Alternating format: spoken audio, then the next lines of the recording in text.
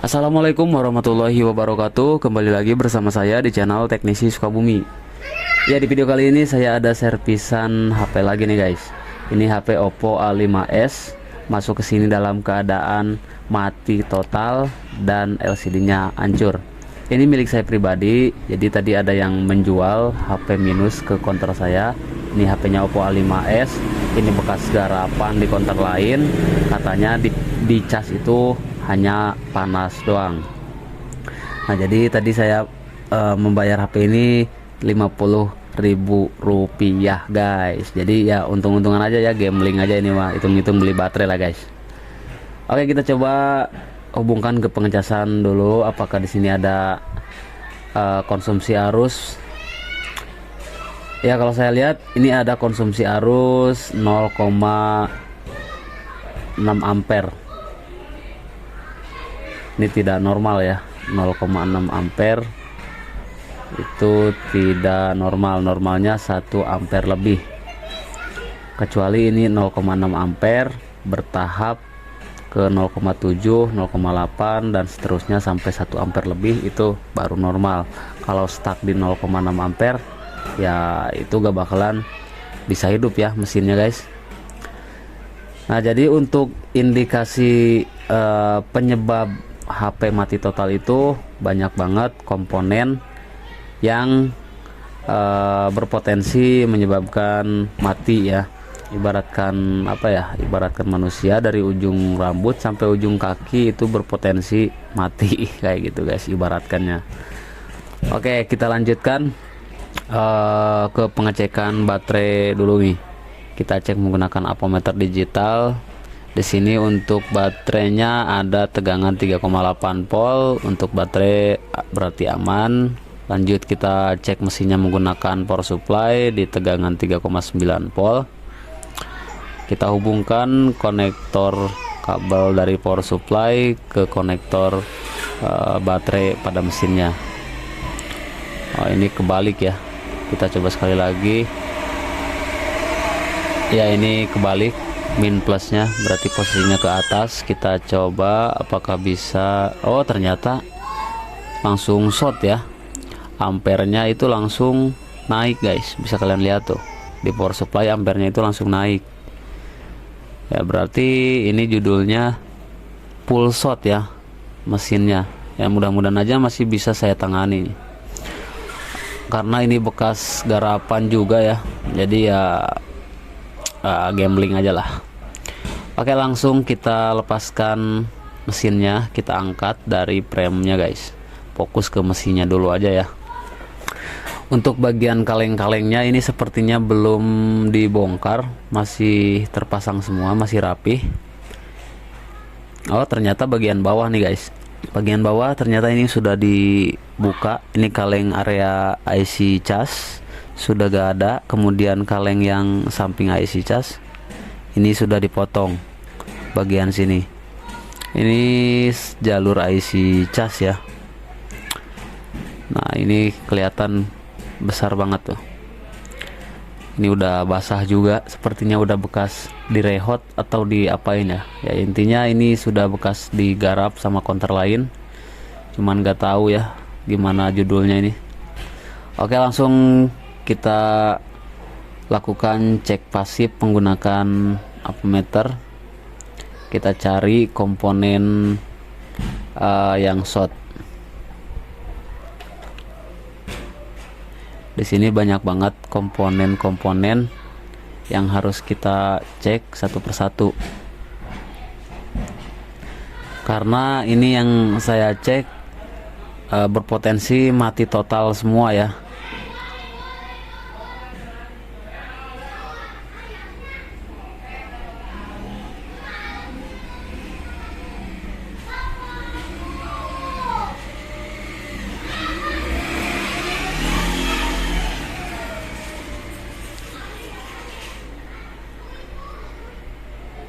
Ya, setelah melakukan pengecekan pasif terdapat beberapa komponen yang short, di antaranya koil ini short, kemudian kapasitor ini mengalami konslet, kemudian di sampingnya ini ada kapasitor, resistor ini pada konslet juga guys. Oke, selanjutnya kita buka dulu Borneo skematik untuk melihat jalurnya. Kita buka di brand Oppo A5s, kemudian kita pilih pada charger data. Nah, ini area charger data ya. Nah, ini coil yang tadi nih, coil apa namanya, PSYS ini guys, yang short. Kemudian kapasitor ini, resistor yang bawahnya juga pada short. Kita buka bitmap untuk tracking jalur. Kita lihat jalurnya ini ya, coil yang barusan kita cek. Nah, ini coil kaki bagian bawah tersambung ke IC cas, kemudian kaki yang bagian atasnya itu ternyata banyak banget jalurnya ya, diantaranya ini menuju IC power dan ke komponen-komponen lainnya nih guys. Jadi bingung juga ya untuk memponis komponen yang mana nih yang menyebabkan HP-nya mati total. Nah, ini kalau gak ada skema kayak gini pasti kita akan kebingungan banget guys untuk mencarinya. Ada skemanya juga, ini sekilas pusing ya untuk mencari komponen yang short. Nah, karena kita fokus ke satu komponen dulu, yaitu ke coil yang ini guys, coil IC charger, coil PSYS yang tadi. Ini kita angkat dulu nih. Semoga dengan kita angkat coil ini shortnya bisa hilang ya, konsletnya hilang gitu. Mudah-mudahan aja guys. Kita angkat menggunakan blower. Saya menggunakan settingan 300 dan anginnya 3. Oke, coil sudah saya lepaskan. Kita cek kembali menggunakan apometer digital. Ternyata ini kaki bagian bawah tidak short, namun yang kaki bagian atas itu masih short atau masih konslet ya. Untuk kaki bagian bawah yang menuju ke IC cas itu aman, sedangkan kaki yang bagian atas ini yang banyak banget jalurnya itu masih short. Nah, untuk mencari komponen mana yang short, di sini saya akan menggunakan MBR untuk mencari komponen yang bermasalah. Nah, ini saya kasih rosin dulu ya, asap ajaib nih. Ini untuk melihat nanti kapasitor atau komponen mana yang kebakar atau yang berasap atau yang meletus ya. Nanti akan kelihatan kalau menggunakan asap seperti ini. Nah, kita tembak di kaki coil bagian atas ya. Ini udah saya hubungkan dengan MBR di settingan 2,5 volt 9 ampere. Nah, malah kakinya yang meletus ya. Yang berasap tuh, kaki coil yang saya tembak yang berasap itu. Tapi saya merasa ini area sini guys nih, area depan ya, yang panas di sini nih. Area ini yang panas, yang belum di apa-apain, ini belum dibuka nih. Oke, kita coba lihat di Borneo skematik lagi. Oh, ternyata ya ini satu jalur IC-nya, dan di atas IC-nya ini ada 5 kapasitor yang satu jalur dengan coil ini guys. Nah, ini yang titik hijau ini tadi yang saya tembak menggunakan MBR, dan yang panas di area sini, entah dari IC atau kapasitornya nih yang rusak atau yang konsletnya ya. Nah, sekarang tadi kan bagian sini ya yang saya tembak menggunakan MBR, dan di sini tidak ada yang berasap atau yang konslet, namun saya di sini merasakan ada yang panas. Oke, selanjutnya kita buka dulu untuk pelindungnya. Ini ada penutupnya ya, penutup IC. Kita klet aja.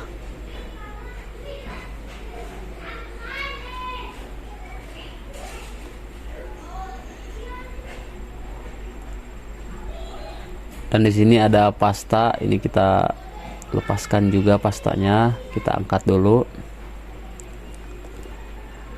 Nah, ini ya penampakan IC-nya. Namun di sini saya melihat ada dua kapasitor yang melepuh, guys. Nah, bisa kalian lihat di sini ada dua kapasitor yang saya curigai ya. Sepertinya ini nih penyebabnya, guys. Entah yang ini atau yang sampingnya. Tapi kita coba. Ini kan ada 5 kapasitor ya. Nah, yang 3 ini masih utuh. Sedangkan yang 2 ini bekas tadi kita tembak menggunakan MBR. Jadi berubah warnanya, guys. Tadi kan yang dari sini ya. Yang kita tembak dengan MBR. Dan yang melepuh bagian sini, bagian kapasitor ini, guys.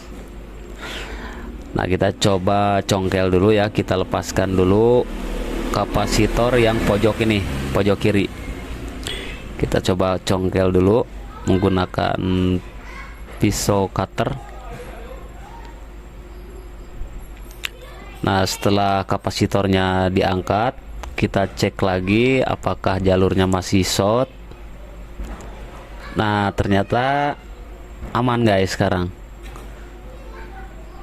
Oke, setelah saya angkat kapasitor yang barusan, ini sudah tidak short lagi.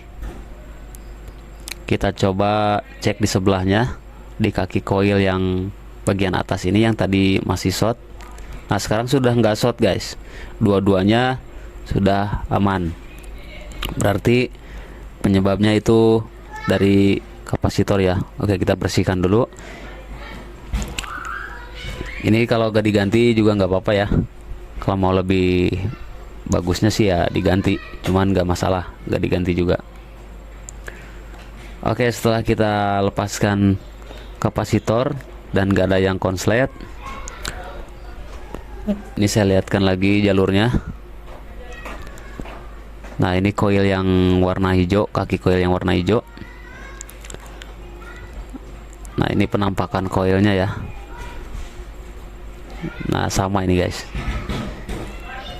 Jadi dia terhubung langsung ke sini. Banyak banget jalurnya ya. Dan di sini tadi yang melepuh. Setelah kita angkat kapasitor yang ini, shortnya hilang. Mudah-mudahan mesin bisa hidup.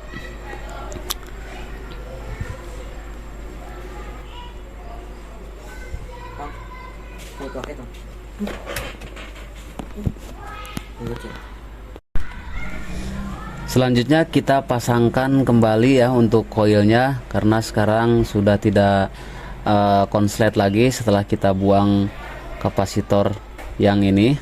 Ternyata ini kapasitor yang menyebabkan full short ya, tapi ya belum tahu juga nih untuk hasilnya.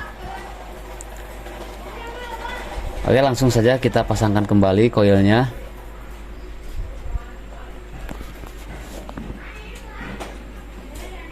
Kita beri plug dulu.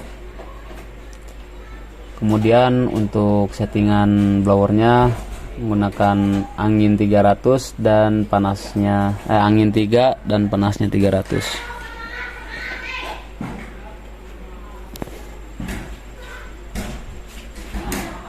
Nah, ini coil sudah terpasang. Kita cek lagi menggunakan apometer digital untuk memastikan setelah kita pasangkan koilnya ini benar-benar tidak short lagi ya. Oke, aman. Ini udah nggak short seperti tadi.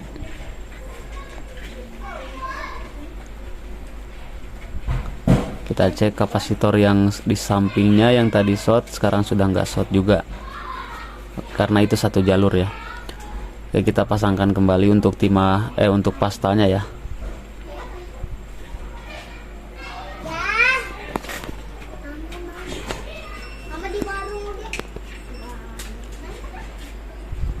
Nah, kita cek dulu menggunakan power supply seperti tadi.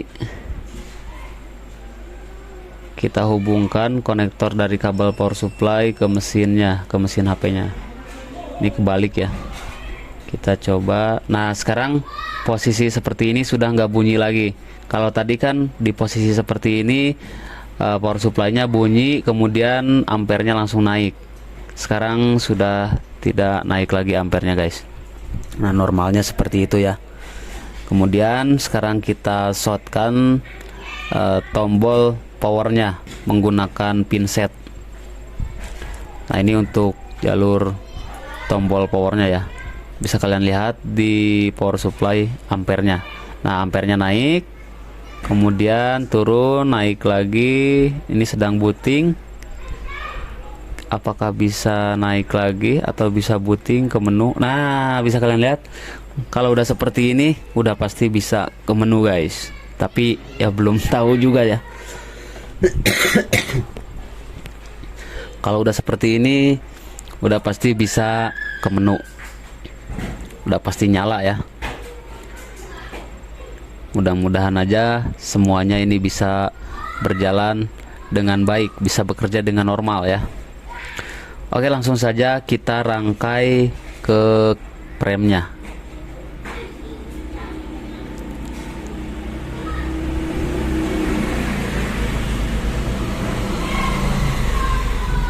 Kita pasangkan konektor baterai, konektor LCD, dan konektor board bagian bawah. Sebelum dihidupkan, kita coba hubungkan kembali ke pengecasan apakah ada perubahan dengan yang tadi sebelum kita eksekusi. Oke, kita lihat sama-sama. Di sini ampere 0,5, 0,4, 0,5, 0,6, 0,7 ya. Ini naik secara bertahap. Untuk kalau udah naik secara bertahap seperti ini, bisa dikatakan HP sudah bisa hidup. Oke, sekarang kita coba tekan tombol power, mudah-mudahan bisa nyala ya. Bismillahirrahmanirrahim. Oke, di sini sudah keluar logo Oppo. Dan di konsumsi arus pengecasan juga naik 1 ampere lebih. Oke, mantap guys ya. Dan LCD-nya juga ternyata masih bisa nyala. Saya kira tadi ini LCD gak bakalan bisa nyala karena udah hancur ya, udah pada retak. Memang ini udah bekas jatuh katanya. Dan alhamdulillah untuk pekerjaan kali ini down berhasil. Oke, sekali lagi saya jelaskan, HP ini masuk ke sini dalam keadaan mati total, LCD retak. Kemudian ini bekas servisan juga. Terus saya coba analisa kerusakannya, ternyata ada di kapasitor di atas IC power. Oke guys, mungkin cukup sekian dulu video kali ini dari saya. Semoga video ini bisa membantu dan bermanfaat bagi kalian semua. Mohon maaf apabila banyak kekurangan dalam penyampaian ataupun videonya guys. Kita ketemu lagi di video berikutnya. Wassalamualaikum warahmatullahi wabarakatuh.